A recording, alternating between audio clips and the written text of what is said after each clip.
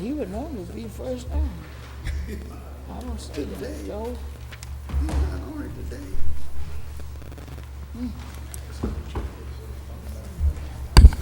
This is the pre-meeting of the Mobile City this is the regular meeting of the Mobile City Council, Wednesday, February 26th. Please stand for our invocation, led by Councilmember C.J. Small, Vice President of the Mobile City Council, and remain standing for the Pledge of Allegiance.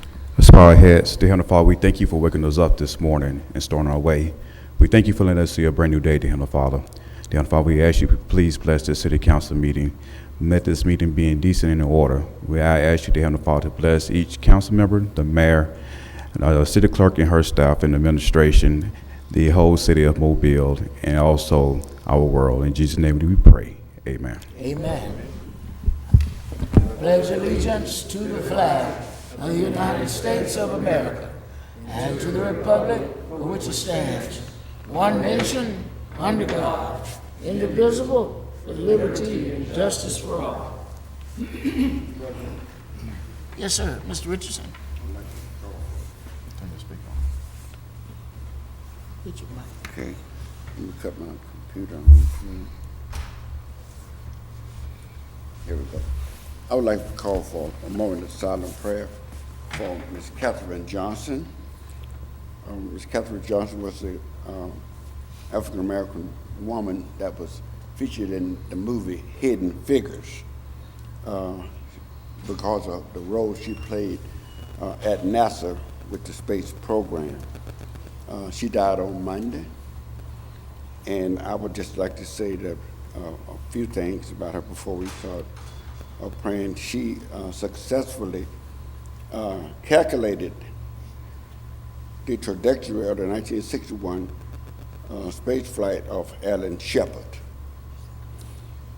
In 1962, she performed the calculations for the first human space flight orbit around the Earth.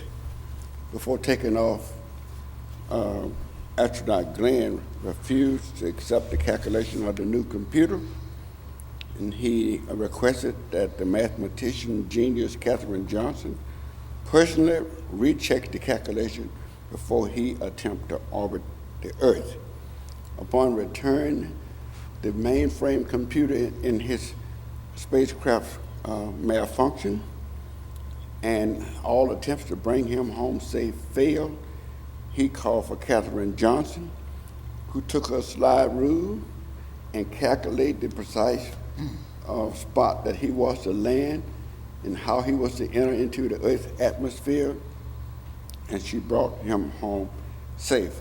I call, Mr. President, for a moment of silent prayer for this phenomenal woman, Ms. Catherine Johnson.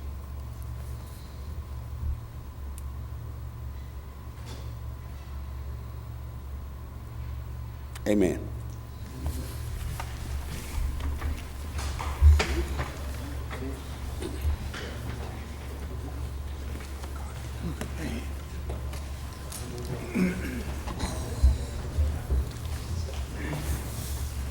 Roll call. President Manzi, Here. Vice President Small, Here. Councilmember Richardson, Here. Councilmember Williams, Here. Councilmember Daves, Councilmember Rich, Here. Councilmember Gregory. Here. Statement of rules. Good afternoon. Good afternoon. We first would ask that you would turn off or silence all electronic devices before or upon entering the meeting. Any person desiring to address the council must sign in indicating the resolution, ordinance, appeal, or public hearing agenda item before entering the meeting. When addressing the council, the speaker must state his or her name and address clearly for the record. Any person desiring to speak to the council on a non-agenda item must contact the city clerk's office on no later than 2 p.m. on the Thursday preceding the Tuesday in which you'd like to speak.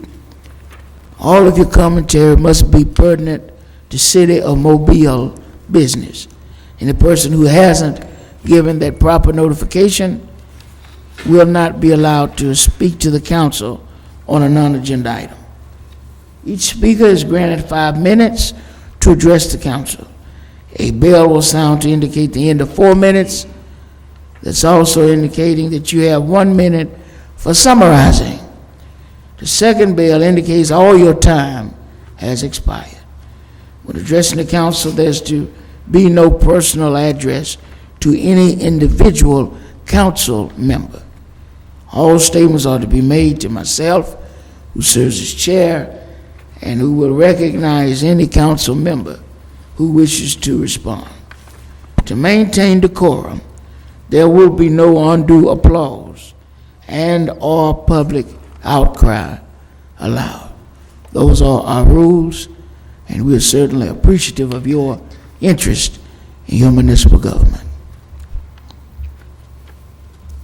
Approval of minutes of February 18th. So moved. Second. Been properly moved and second. Any discussion? Great job as always. All in favor? Aye. Opposed? Communications from the mayor. Well, good afternoon. Good afternoon. The good times rolled, and thank goodness they're over. So, I want you to stop and think about this just for a moment. And we've all seen the Thanksgiving Day parades, St. Patrick Day parades, or Christmas parades in other cities. Those are really sprints. That's a one-day deal. Right. At the end of Mardi Gras, we have a 4.5-day marathon. And what our police department does, what our fire rescue do, and what the public services do is just really nothing short of phenomenal. The logistics of coordinating all of them is something that we can really be proud of. And I just want to really start a little standing ovation there for all of those public works individuals, public safety individuals that really make enjoyable for all of us.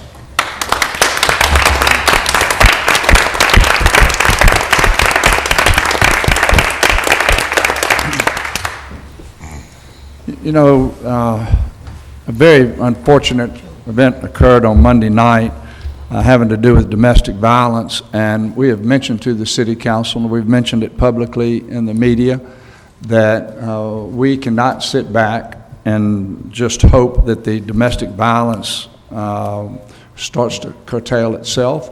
And so we have been very proactive over the last few months, developing a program that will be rolled out to give us tools to give victims and those that are subject to domestic violence maybe a pathway forward that doesn't exist today. And Chief Batiste is actually heading that effort. And I'd like for you just to make a couple of remarks, if you could, Chief, because it's something that we're going to continue to talk about and continue to address until we have made a marked difference in the domestic violence that exists in our society. Morning to Council Chair, President Von Massey, other members of the council, those that are here in attendance. Just really want to stand and just talk a little bit about what we're doing, and particularly with the help of the mayor, allocating opportunities for us to work beyond the boundaries of what we normally work with dealing with domestic violence. Domestic violence is a learned behavior. Everybody knows that it is a learned behavior. And we are not going to be able to police our way out of dealing with these type of situations. We've got to do more to educate and bring awareness to our community about the trauma and the impact of domestic violence, not just to the families of domestic violence, but to our community as a whole. We are working with lifelines. We're working with our municipal court to try to make sure we shore up the loopholes that typically exist, in particular when we're dealing with issues of domestic violence in the municipalities that we serve. And so as we work to try to do those things with law enforcement, the municipal court, Lifelines, Penelope House, all those other people that we partner with, we're going to call on you, the city council, to help us as well. I know members of our victims advocate teams have reached out to some of you guys to sit down and talk to you, to tell you about what their role happens to be in our community and how they can help us dealing with issues of domestic violence or victims in general. So please, as they reach out to you, spend a little time talking with them, find out what they can do, because those things are important in our ability to move from where we are currently to where we want to go. And we want to be a safer community, and we want to reduce the number of incidents involving domestic violence which ultimately, if we don't address them, lead to death. So thank you for giving me an opportunity to stand before you and share this information with you. Thank you. Thank you very much. That's it. I just would say, particularly as that incident happened during Mardi Gras, which just happens to be downtown, which just happens to be District 2, that I totally agree with you. You're not going to be able to police your way out of an incident of that nature. And it further illuminates to us the great role that the church has in the community. Because I'm a big believer that in order for your mind to go there so quickly and to plan an action so nefarious and to have an impact so detrimental, that you must be consumed by a spirit that no police officer is going to be able to detect. If they had the ability to do it, they would. Who wouldn't? And so I had an incident where the granddaughter of one of my church members, who happens to be a minister, and was involved with some domestic violence, and the gentleman shot her and then proceeded to take his own life. And these are ministers. And so I applaud the efforts, and however we can be helpful, I'm sure, I know I am, and my colleagues feel the same. However we can be helpful to eradicate some of this senseless behavior, we're on board to be supportive. Madam City Clerk. Monthly finance reports.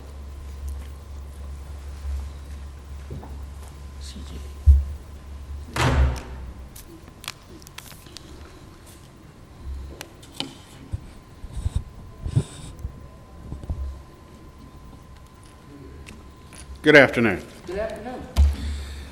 This is the January financial report, which is really a compilation of what happened during December. Sales taxes are up. They're up about $1.1 million over the same month last year. That's about a 5% increase. So those are brick and mortar Christmas sales. We will know fairly shortly how online sales and use tax distributions came to us for that month. The better news is that our departments, as they have been doing now for several years, have been staying within their budgets. Every department is within budget. So for 4 months into the fiscal year, it looks like a solid financial performance. We'll know more as we go on. Be interesting to see what happened during January, which will be reported next month. This is one of those years when all of public Mardi Gras falls within 1 month, so it becomes easy to measure. That is, what was the boost from public Mardi Gras spending over a comparison month, such as that one before it or after it. So I'll report that to you next month. If there are any questions, I'd be happy to try to answer them. Any questions about Finance Director? Thank you. Thank you. Ms. Anton, that's the public outcry that I discussed with you. Ms. Anton, no public outcry, but we will let them know to speak louder. Thank you. Adoption of the agenda. So moved. Second. Been properly moved in second. Any discussion? Absent any discussion, all in favor? Aye. Opposed? Appeals, we have requests for a waiver of the noise ordinance on February 29th on Donald Street, March the 6th on I-10 Industrial Parkway North, and March 14th on Dolphin Street. Second. Been properly moved in second. Any discussion? If not, all in favor? Aye. Opposed? Public hearings today is a public hearing to rezone property located on the west side of Range Line Road, half-mile south of Hamilton Boulevard, from I-1 and I-2 to I-2. Is there anyone here that would like to speak during this particular public hearing? Anyone here that would like to speak during this particular public hearing? If not, the public hearing is closed. Presentation of petitions and other communications to the council. Reggie Hill.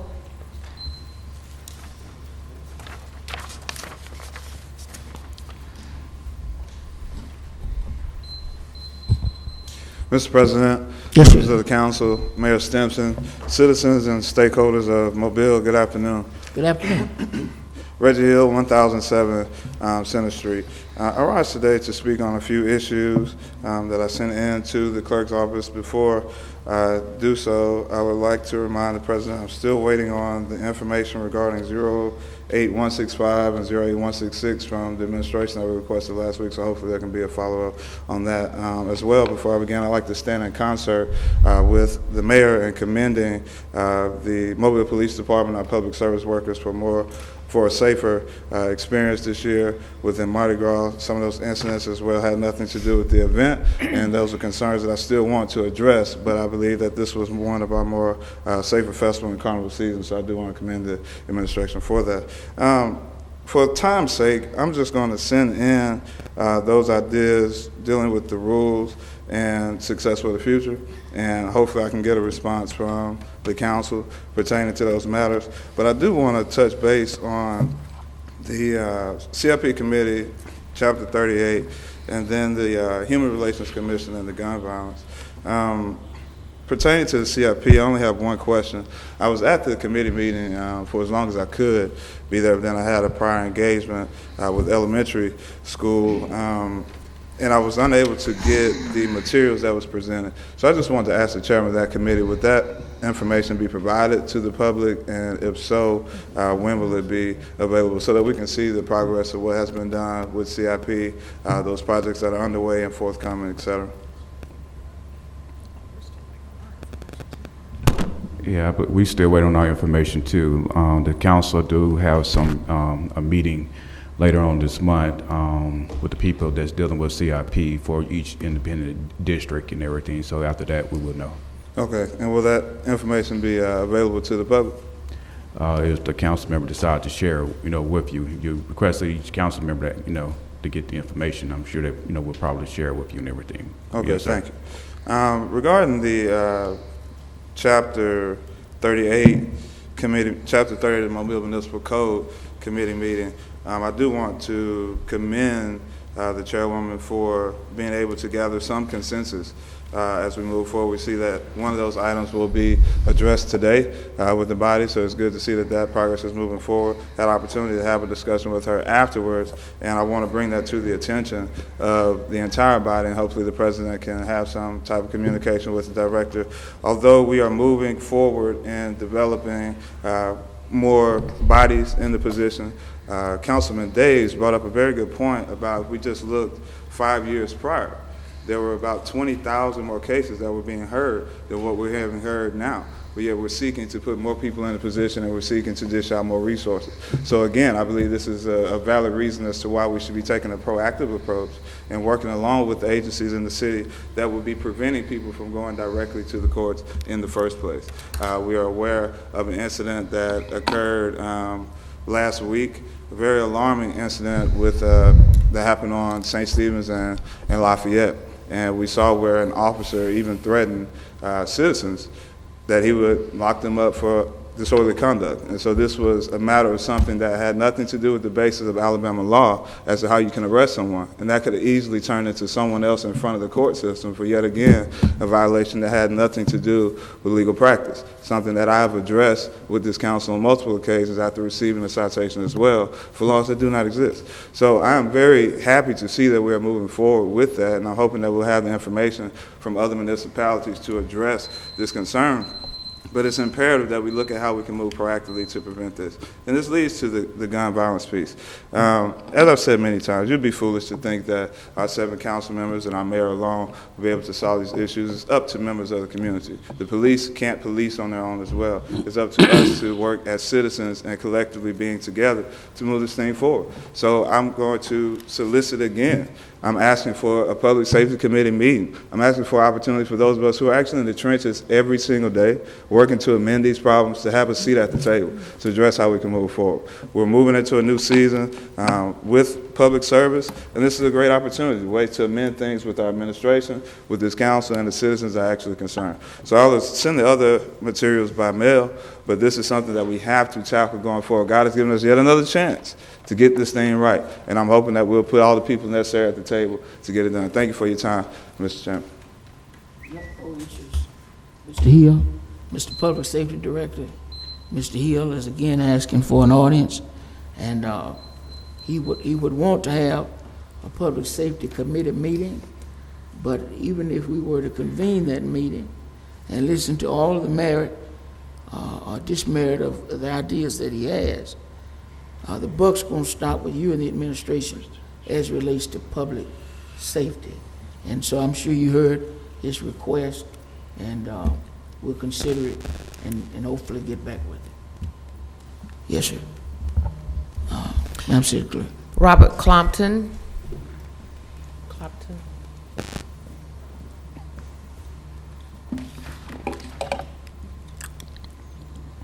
Good evening. I'm Robert Clompton of the Mobile NAACP, and I reside at 2612 Charlotte Oaks Drive, Mobile, Alabama, 36695.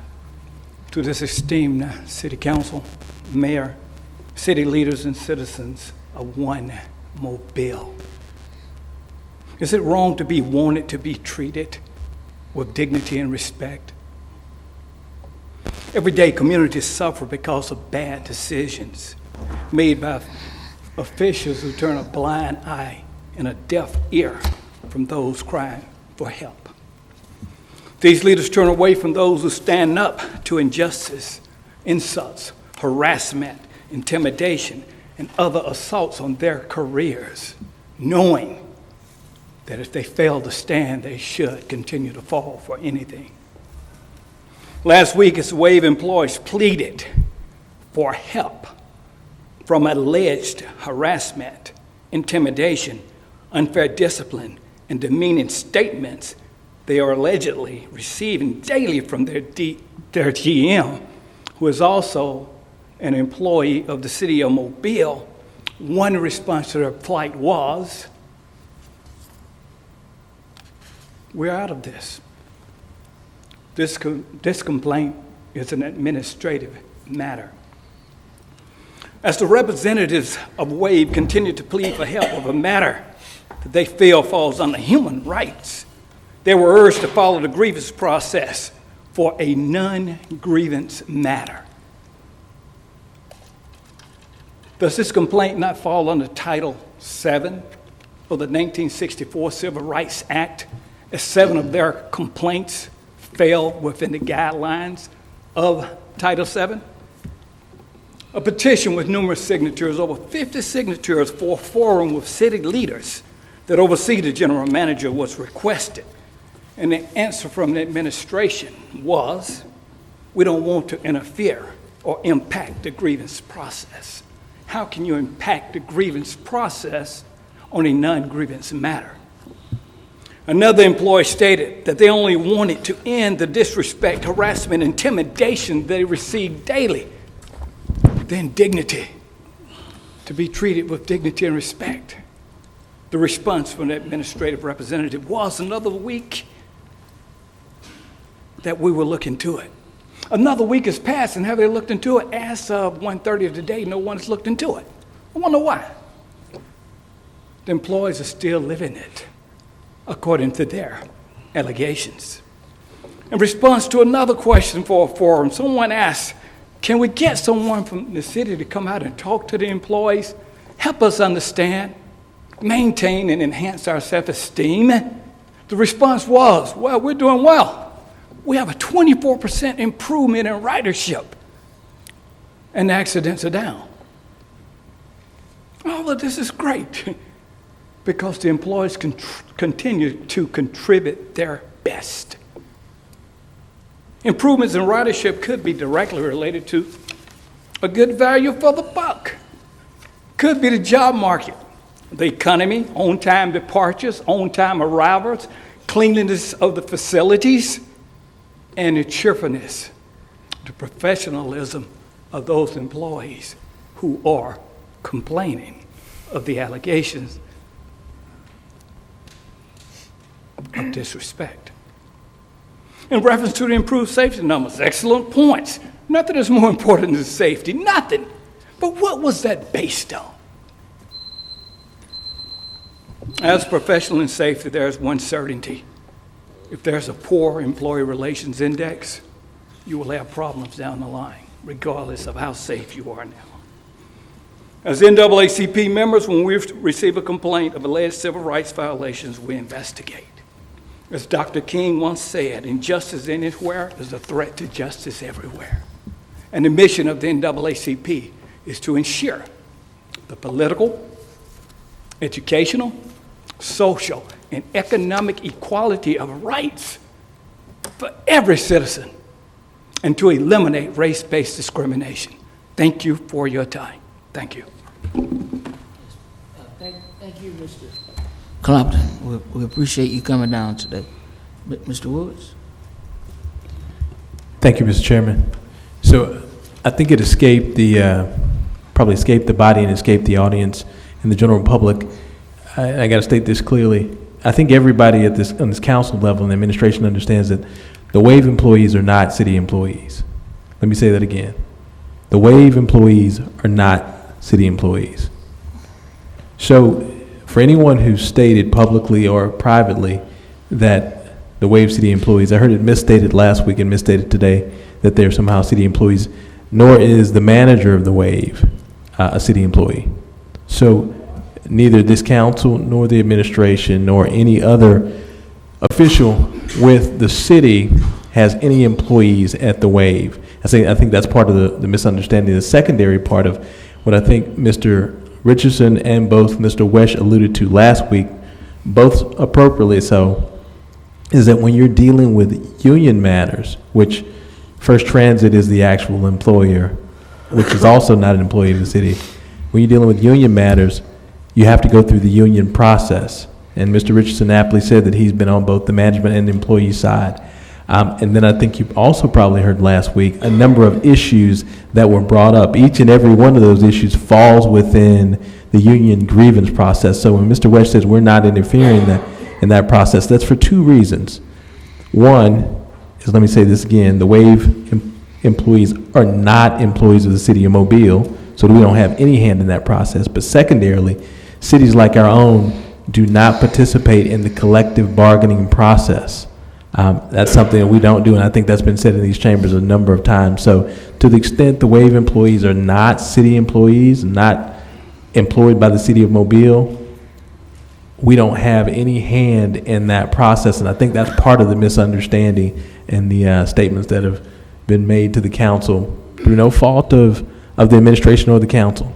If you have any questions, I'd be glad to answer them. Any questions of Mr. Woods?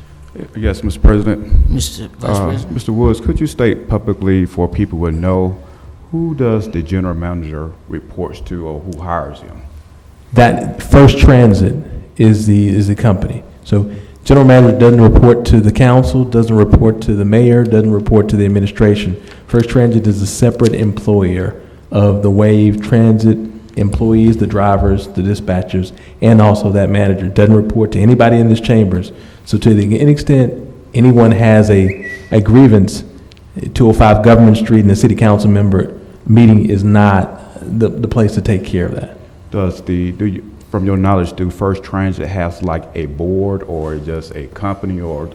It is a company. I don't know that they have a board, but they do have a grievance process that's built into the union contract that they have, and that's renegotiated on a regular basis. And as Mr. Richardson alluded to last year, that is a union process. That is a union employee management process that we don't that we don't deal with at all. All right, thank you. Come on, Mr. Richardson, then Ms. Gregg. Thank you, Mr. President. I would say to Mr. Crofton, this is that we approve all contracts. So when this contract expires, then we'd have to vote on another contract. And I feel reasonably sure that First Transit will be among those we considered. If at that point we had some appreciable evidence or maltreatment, at that point when we got ready to vote, it would have some effect on my vote. But hearsay won't do it, because see, whatever they say they are doing over there, they're gonna say they are not doing that. So it's hearsay. He say what I advised them when they came before us. If you believe that the person coming that you're being confronted with is going to talk to you in some sort of derogatory manner, turn your cell phone on and record it. Then you got yourself something. But just talking, they claim he's talked down to almost everybody, but couldn't nobody present nothing to show that it actually happened. They heard it, but they don't have no evidence. In this day and time, that's unnecessary, because all of them got a cell phone. Turn your phone on and record it. And when we get ready to vote, if I hear something like that, I'm voting the other way. But in terms of us having some authority over them, we don't have any. As long as they live up to the contract that we sign with them, we don't have any other grounds any further than that. They'd have to take that up with the union. So it seems to me they're going beyond what the contract called for. The employees are complaining, but they work for, that's who they're working for. They're not working for us. They're not our employees. Okay. Ms. Gregory? Thank you, Mr. President. Actually, Mr. Richardson's question was one that, or his statement was one that I had a question about as to who hires First Transit. Of course, the city has a contract with them. But I think it's been confusing over the years about exactly what the city's relationship is with the Wave Transit. Over the years, we've talked about retirement and benefits and who pays who for what, so it does get confusing, I think, for all of us. But again, we do have a contract with First Transit, and as Mr. Richardson said, when their contract comes due, that will be the time that this council will be able to make a decision one way or the other, should they be reappointed, rehired, or not.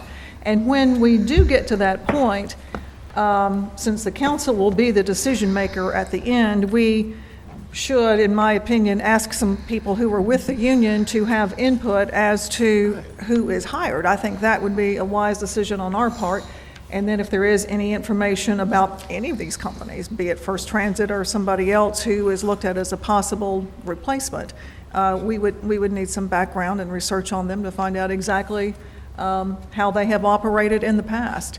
But I think what Mr. Richardson has suggested is a good idea, and we want to hear any of the results, especially as this contract comes up. I just want to add that I certainly agree with what we've heard. Mr. Clopton, we highly respect the work and the integrity of the NAACP. Have you had an opportunity to review last week's meeting? And so it was clear that those efforts or those allegations did not fall on deaf ears, but there are only so many courses of recourse we have as it relates to employees who aren't under the employee of the city of Mobile. And so I'm appreciative of you coming down and being a continued voice for those employees. And I agree with Mr. Richardson as we deliberate over a continued association with First Transit, the way they treat employees, especially as allegations are able to be verified, will certainly weigh heavy in my mind. Madam City Clerk. Cedric Miles.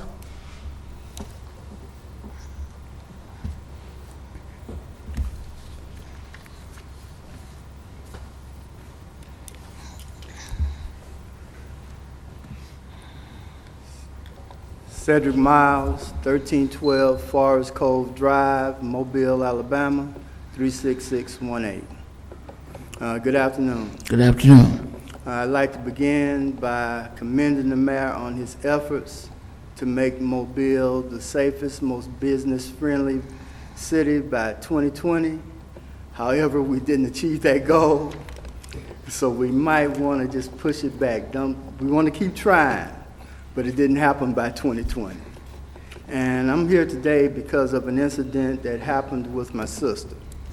My sister had these two big rocking chairs on her porch, and many people probably wouldn't consider it to be a big deal that someone stole these rocking chairs from her porch. She called me upset on January the 11th. I asked her, did she call the police?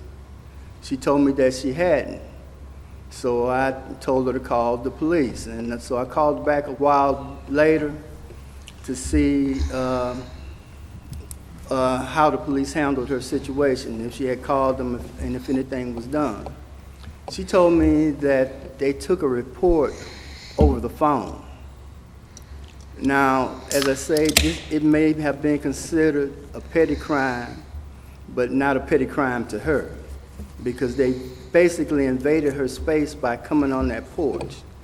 And they took the chair, and when she told me that they took a report over the phone, my first question was, is this a standard procedure? Or are we telepolicing now? And so basically my question would be more to the public service safety director or to the chief of police. And I just want to know if it's standard procedure to take reports over the phone rather than to actually come out to the scene of the crime and investigate. Because we all know that it would be much more effective if they would actually have come out to the house. Because what's to stop them from coming in the house next time, since they came on the porch this time? Mr. Public Safety Director? Yes, sir. Though it's not a standard practice to take reports over the phone, those are actually on misdemeanor cases that there is no crime scene to process or witnesses to interview. And so they will take the reports which go into the Tyler system or a records management system, which then maps these types of crimes so that they can look for other factors such as, density of where these crimes are occurring, whether there's any similar crimes occurring in the area, and then they direct their patrol operations.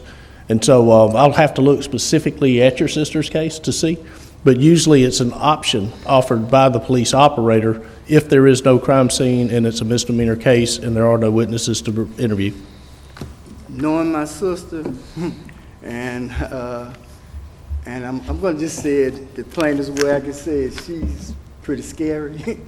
so she, I can tell you now, she didn't request that they take, she wasn't happy with them taking the report over the phone. She would have felt much safer if someone who had actually come to the house. And even if it is a misdemeanor, misdemeanors can turn into felonies, and we want to stop that from happening. I mean, I agree with you wholeheartedly. Again, let me get with you and get the name of your sister, and then I'll follow up and see how that case was handled. But again, the idea is to keep officers in service to handle more serious or violent calls. Okay. But, well, it was considered serious to her. I'm sure it was. Okay, thank you.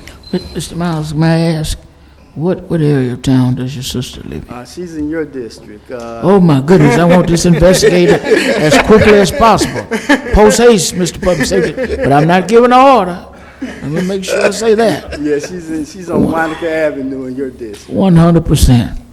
I'm sure that the Public Safety Director, I'll put it like this, she lives in a house that my grandparents bought in 1917, so wow. we've been there Wow. a long time. Ms. Lana, if you don't mind, can we get all of Mr. Miles' information and make certain that the Public Safety, Mr. Miles' sister information, and make certain that Mr. Barber has that so that he might can follow up?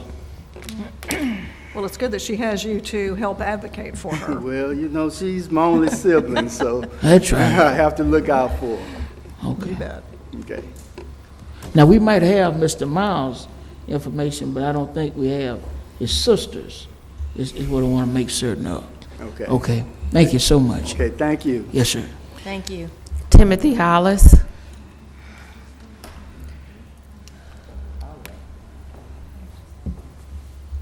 Good afternoon. Good afternoon. Timothy Hollis, 1924 Seal Street, Mobile, Alabama.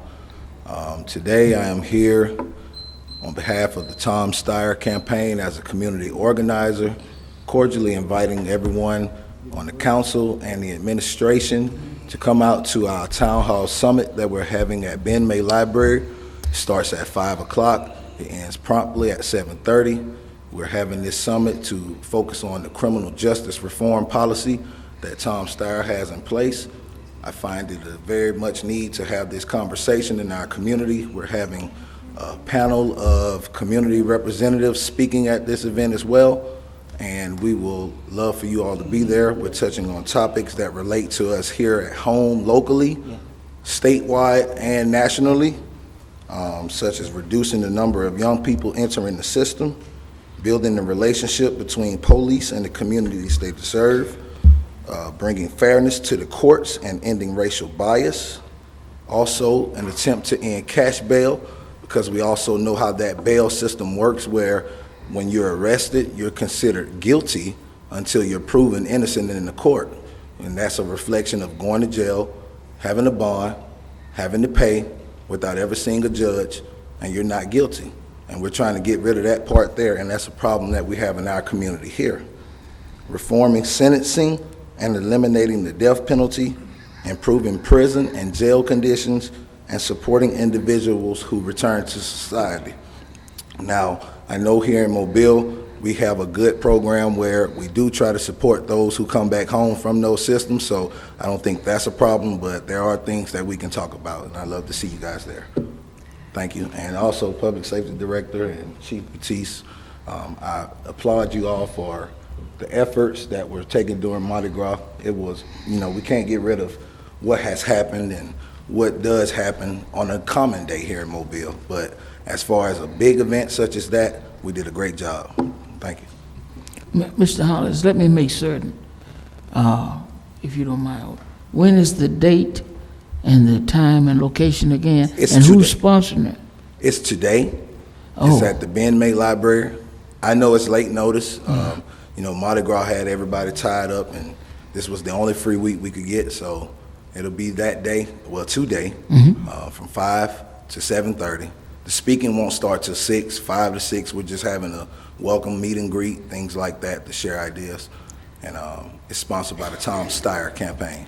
Well, that was my question. This sounds like it's a campaign stop. I'm not campaigning, however. But he is a candidate, correct? He is a candidate. Are all the candidates out there, anybody who's running for anything, everybody's welcome to come speak? Anybody's welcome to come. I just want to make sure we're not campaigning for anybody. We're not campaigning. Okay. We're just hosting it.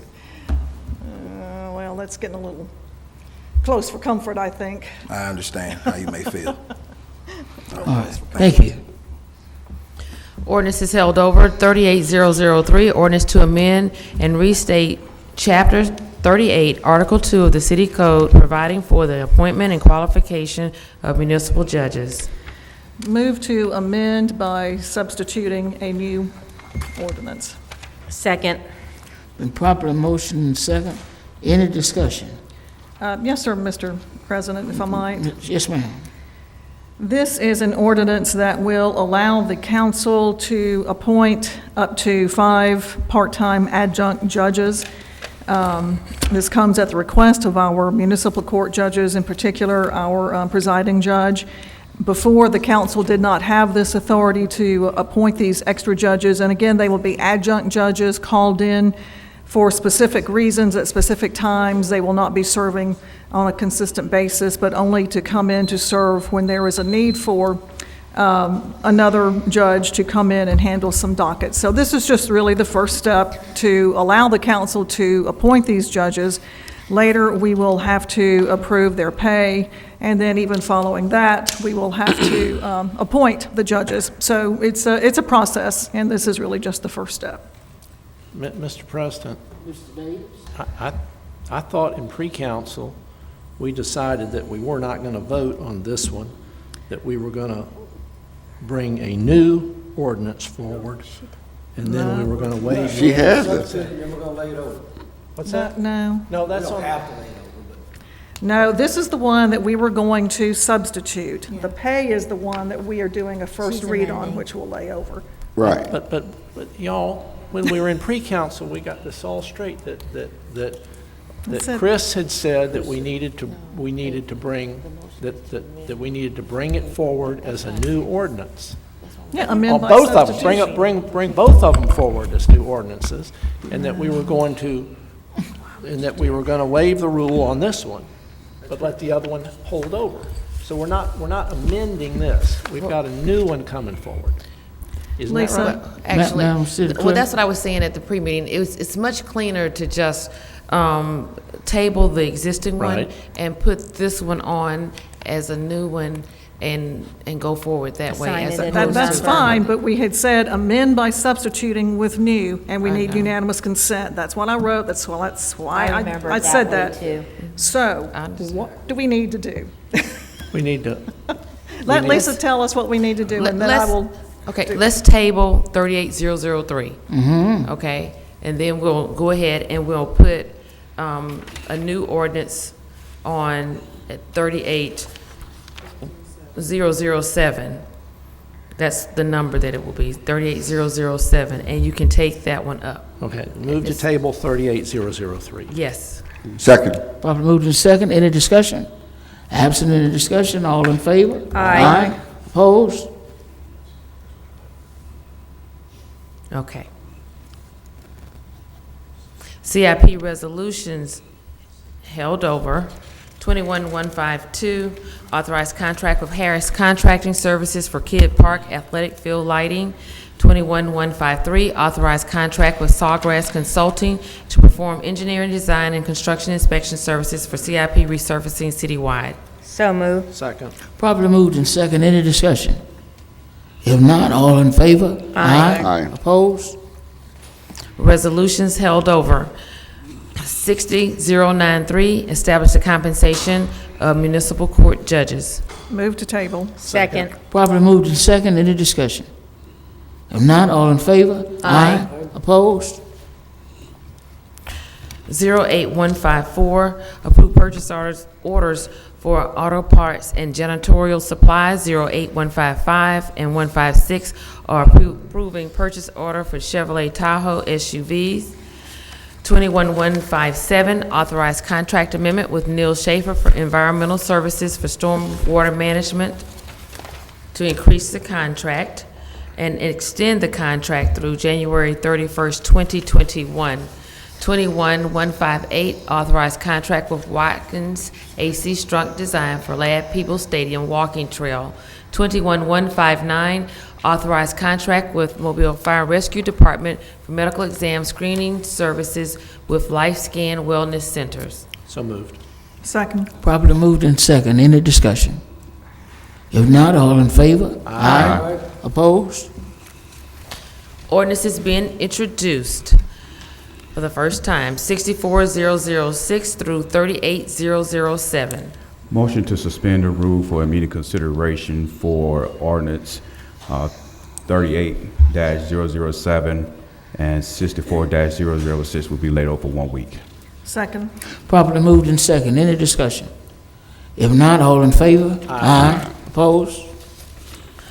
38007, establish the compensation for, I'm sorry, ordinance to amend and restate Chapter 38, Article 2 of the City Code, providing for the appointment and qualification of municipal judges. So moved. Second. Properly moved in second. Any discussion? If not, all in favor? Aye. Opposed? Okay. Consent resolutions being introduced for the first time, 08160 through 37162. Motion to suspend the rules for immediate consideration for resolution 08-160 through 37-162. Second. Properly moved in second. Any discussion? If not, all in favor? Aye. Opposed? 08160, approved purchase order to Epic Outdoor Cinema for Outdoor Cinema System 09161, transfer $7,200 from Capital Project Priority Project District 6 to Capital Project Medal of Honor Park for a sign near the Moss Water Tower, 37162. Recommend approval to the ABC Board for issuance of a special events retail liquor license for Lucky Fest 2020 on Airport Boulevard. So moved. Second. Been properly moved in second. Any discussion? Yes, Ms. Rich? if I could just talk about 09161, which is the transfer of funds for a sign. That goes back about 2 years now, when the water tower was contemplated for being painted. And some of the water towers that Moz controls has large signs at the top. And our city would have allowed 3 times circular around the top with big Moz water sewer system at the top of the tower. And there was a lot of concerns about the aesthetics of that. And in working with the residents in the area who said they didn't want to look out at that from either the park or from their homes. So in working with that board of directors, I was able to achieve a good end result, and that is to put a monument-type sign at the base of the tower, which will state that it is the water tower, of course, very noticeable, although it does kind of blend in, believe it or not, and some history about the water tower being placed. It's one of the only gymnasiums inside of a water tower in the nation, and it's really a good use of that facility, and it turns back into a recreational facility for the citizens of Mobile. So it was a win-win, and hence that is what you're seeing being done. And I thank the staff in architectural and engineering for helping to make this project, which is small in scope, but meant a lot to the community, happen. So I thank everyone, particularly Kim Harden, who worked with my office to make it happen. Thank you. Thank you. Any further discussion? All in favor? Aye. Opposed? CIP resolutions being introduced, 21163 through 21164. Yeah, motion to suspend the rule for immediate consideration for CIP resolution 21-163 and 21-164 be laid over for 1 week by council rules. Second. Mr. President, Mr. Richardson? I would like to amend that motion to add 21-164 on the grounds that next month they're going to have Trinity Gardens Day, where they're going to have basketball competition from all over the city and county at the Dot Center. And we would like to have these floors, put the floors are in turbo shape in the gym. We've been working on this for quite a while. It is an expensive process. As you can see, we finally got this contract before the council. I would like for us to act on this. I consider this to be an emergency, and I would like to ask the council to join me in approving this today so they can get started as soon as possible. When is the event? Next month. Can the work be done? I don't know. I know it won't be done if we don't approve the contract. That's all I know. Sometimes the work is being done, isn't it? Do you have any update, Mr. Colonel Della? I'm sorry, I missed the specific work item that you're referring to. It's new floors coming to the Dot Center. Yeah. And they're going to have, the Bay Area Women's going to have their special event the latter part of next month. No, that won't be done by then. The floors will not be in by then. How long do you think it'll take to put the floors in? Well, they're just now going to award the contract to them, and then they have to get mobilized and go do it, but it won't be done by the end of March, you're saying? No, at the end of April. Yeah, I still don't think it'll be done by then, but I'll double check and get back to you.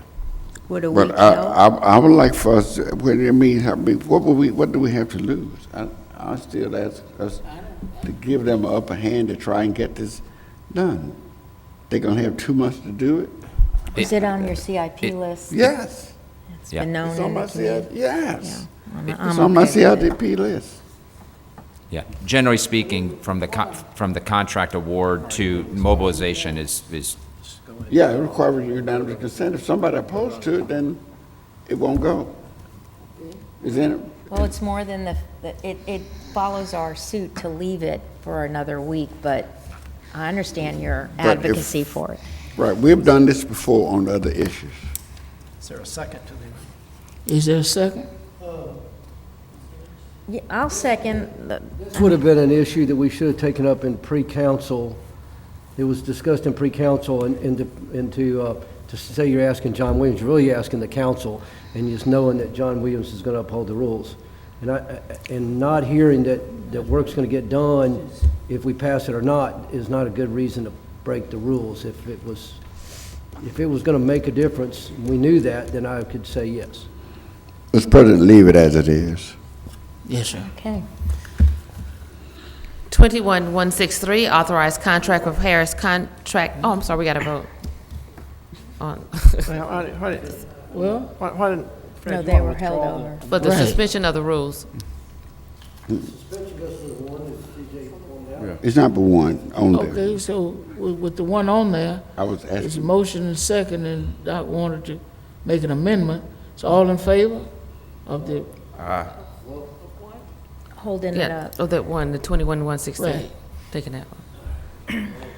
Wait a minute, hold on for a minute. Mr. Richardson made, there was a motion to amend the rules to take up 21163. But he dropped Right. it. That 160 was seconded. yeah.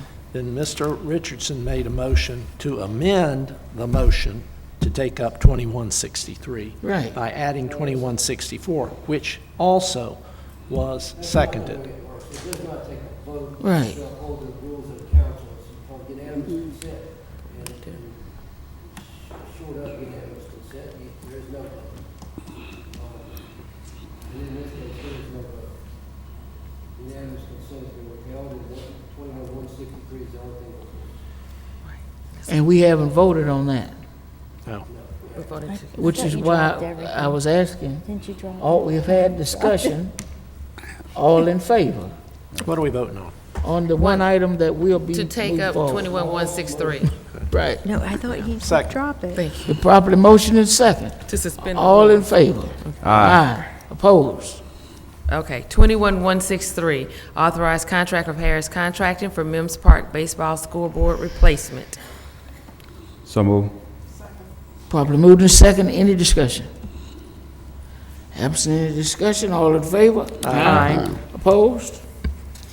Resolution is being introduced for the first time, 08165 through 6170. By council rule, these resolutions will be laid over 1 week. Announcements. Ms. Gregory? Thank you, Mr. President. Just a couple of things. In my newsletter that we sent out almost 2 weeks ago now, we announced that a district meeting would be coming up on March 31st. We are going to have to change that date due to some scheduling difficulties. So as soon as we get the date nailed down, of course, we'll send that information out. And as always, we'll send postcards out in the mail so that everybody gets the right date, place, and time. Also, this past Saturday for Mardi Gras, I was able to ride with the Knights of Mobile as their Grand Marshal. And riding that parade route from the back of a convertible is a great experience. Had a wonderful time. My mom rode with me, and just was great seeing all the people along the parade route. Didn't realize how many people came out for that daytime parade, but it was a big crowd. And we were just really excited, had a great time. Many thanks to the Knights of Mobile for asking me to be their Grand Marshal. And if you got a chance to see the pictures or you were there live, the ride, my Mustang, a 67 convertible red Mustang, was terrific. Everybody wanted to know what year was the Mustang and would he throw the keys? That's all they wanted, were the keys to the car. I'm like, yeah, everybody wants the keys to that car.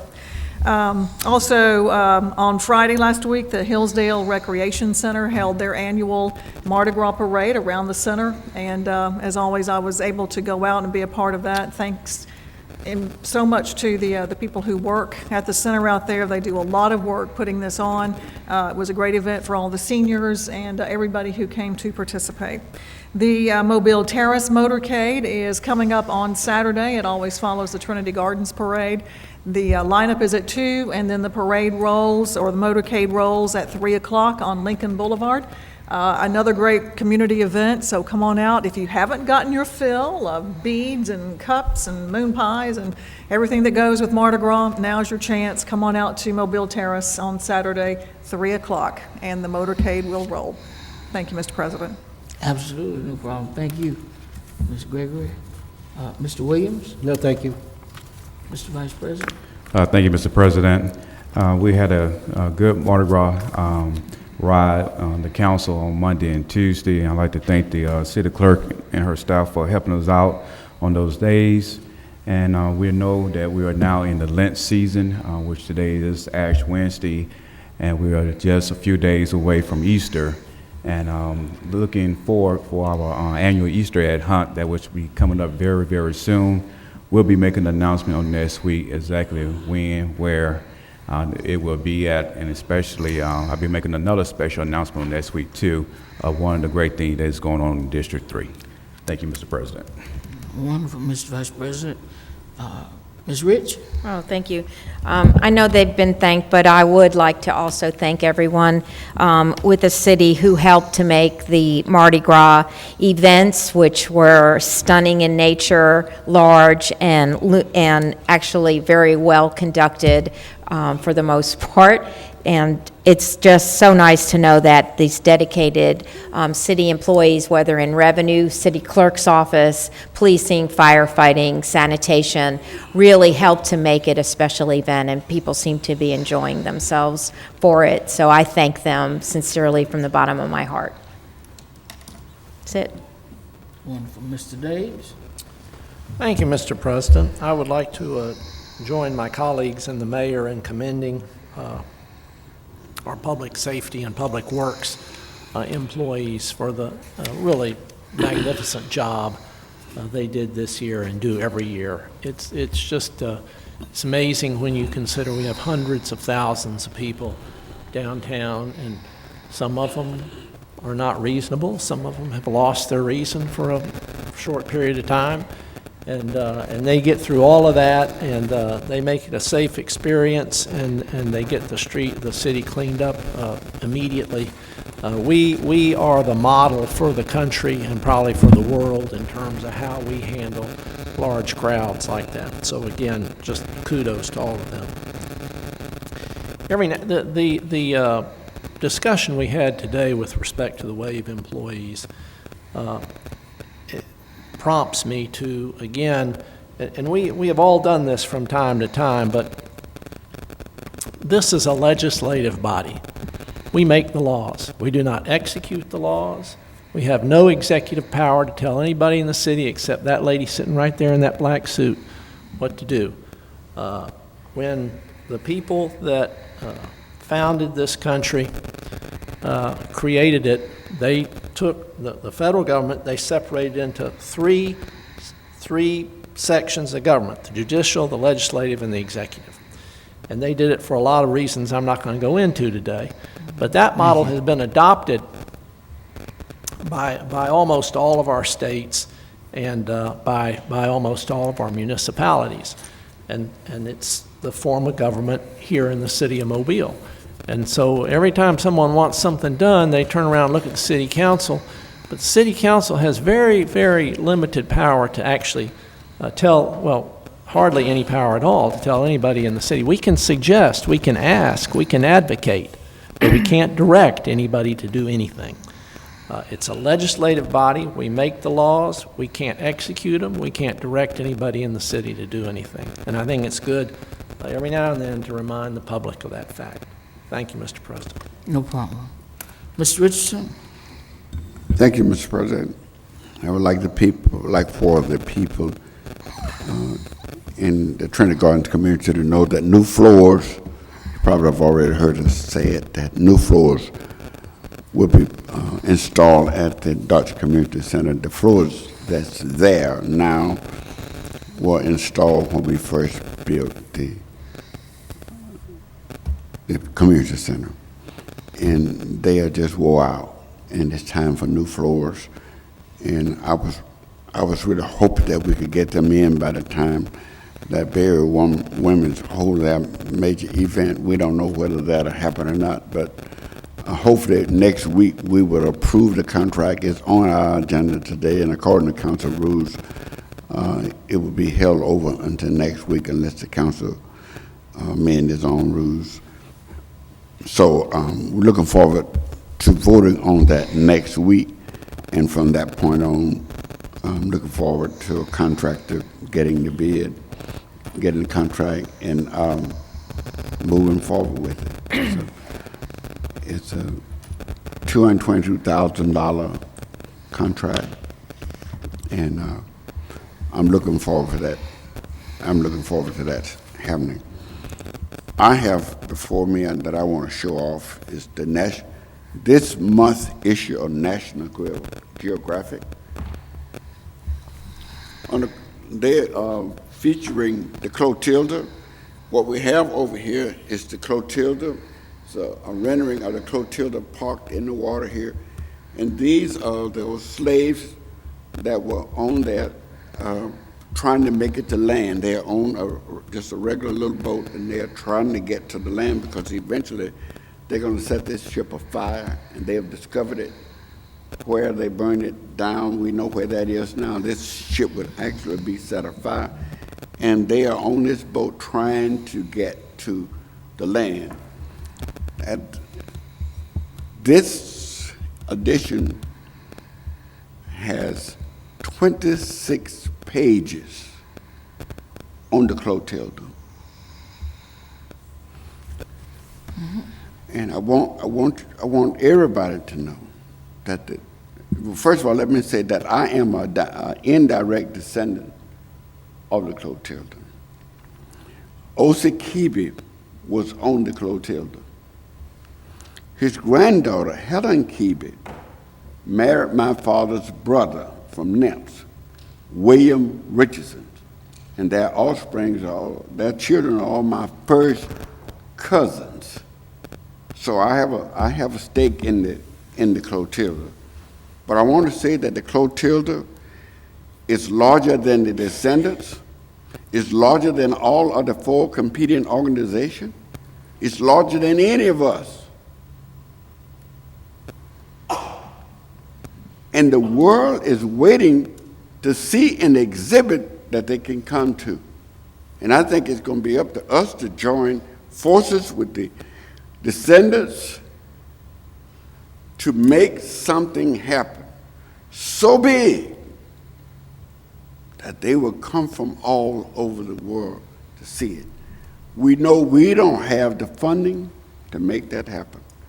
And maybe we're going to have to look out for a national board with people like Oprah Winfrey and Tyler Perry, might even look at Michael Bloomberg.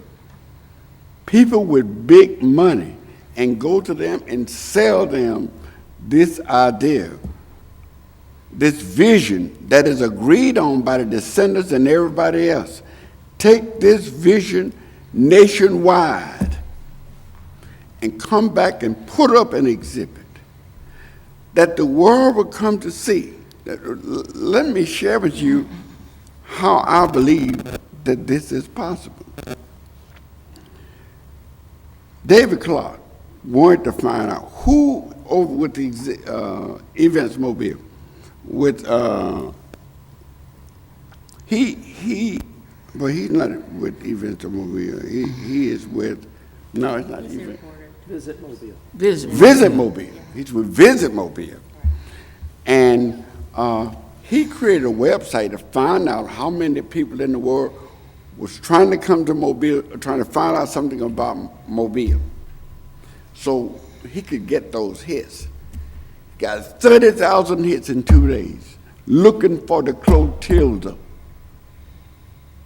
Go over to the History Museum and see how many hundreds of people come by there every day wanting to know, how can we get to the Clotilda? It's bigger than any. It's one thing to have gold in the mine. It's another thing to mine your gold. I don't care how much gold is in the mine. If you don't mine the gold, you're not going to get any gold. The Clotilda is in the gold mine, and it's up to us to mine the gold. We got gold. We got gold that the world will come to see. We got to get it out the mind and put it where everybody can see it. I don't know what it is, but that's something that jointly is big. We can't leave it to no 2 or 3 people to figure out what that is. It's too big. We got to figure out what that vision got to be. When they walk through this exhibit, they got to come out on the other end feeling like they were on the clotilla themselves. That's how powerful the exhibits got to be. I don't know what it is, but we got to come up with it. And the world will be the path to our door to find out what that is. We are on the front page of the National Geographic magazine. We need to take that ball and run. That's my comment, Mr. Thank you, Mr. Richardson. I want to first begin my announcements by welcoming our veteran attorney, Jim Atchison, his first week on the job, and we appreciate you and the hard work that I know your firm will provide this council during the duration of your tenure with us. So welcome. I want to make a few comments about the progress taking place in Plateau relative to Kidd Park. We have about $500,000 worth of resources being deployed in that one park. And on today's agenda was the culmination of a wish and a dream and a desire for the young people and the parents of that area to have lights at the park. When I took office and I'd go out to see what was happening there, they would all encircle the park with their personal vehicles so that they might play at night. And I'm appreciative of all of the hard work of the staff. When I brought the idea to put lights there, you know, this one had a no and this one had a no, and we couldn't do it here, we couldn't do it there. This street would us upset. This avenue would be upset. They found a way to mitigate many of the concerns, and lights are coming. So that's progress, a lot of progress, and I'm especially proud of it. On Saturday, I had the opportunity to go and to fellowship and celebrate the 100th birthday of Miss Corrine Tart Wesley, a member of the Hope Chapel AME Zion Church, played the organ there for over 40-some-odd years, and just a sweet lady with a very pleasant disposition in her right mind. And I hope when I get to be 100 that I'll be in that same condition. So I want to wish her a happy 100th. I want to kind of segue on some of the comments of Mr. Richardson. Just let him know that some exciting news is forthcoming. Some exciting news is forthcoming as it relates to the Clotilda. One aspect of it deals with a project I'm working on with our county commissioner to make certain that we properly and appropriately house the artifacts and any potential exhibit. And another aspect is one that I think will lead to us really taking advantage of the gold we have in the mine. Yes, so we're working on getting the gold out. We hadn't quite gotten the tools to get the gold, but we're working on securing it so that that path can be beaten, that the story can be told, and that all whose lives were impacted will never be forgotten. So that concludes my announcements. Thank you to all of our public service workers and all our public safety workers. I see it every day, driving along South Washington and government, how they transform from night over into daylight. And again, I think we do it better than anybody else. You all are all superstars. Any further announcements? Madam City Clerk? Oh, I would just like to acknowledge that the highlight of our Mardi Gras season was yesterday's parade with the Southern University Marching Human Jukebox Band. All right. In the parade. Thank you. That's great. I totally agree with you. Mr. President, Mr. I would just like to ask, Madam Clerk, did they close out with Michael Jackson's Thriller? I was listening to right through there. Okay. All right. Is there a motion? Second. Been properly moved and second. Any discussion? Absent any discussion, all in favor? Aye, opposed? Meeting is adjourned.